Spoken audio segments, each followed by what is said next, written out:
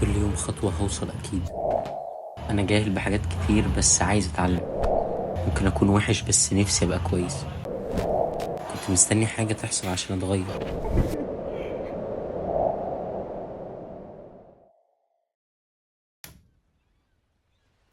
لما بنقرر نعمل حاجة بتكون في مشكلة، وهي هو أنا هلتزم إزاي؟ وفجأة لما بتوقف تسأل نفسك، هل المشكلة كانت فيا ولا في الناس؟ والحقيقة إن الالتزام ده ملهوش علاقة بحاجة تانية غيرك. والحاجات اللي ساعدتني أكمل كانت بسيطة بس ليها تأثير كبير. أول حاجة هي الدعاء.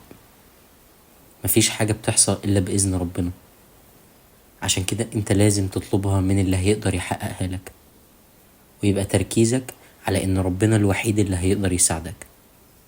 تاني حاجة، لازم تعرف انت عايز ايه. لما تعرف هدفك ده عبارة عن دافع عشان تفضل مكمل. مفيش حاجة اسمها اي حاجة وخلاص. حدد انت عايز ايه من الحاجة اللي هتعملها، دراسة او تمرين او حتى شغل.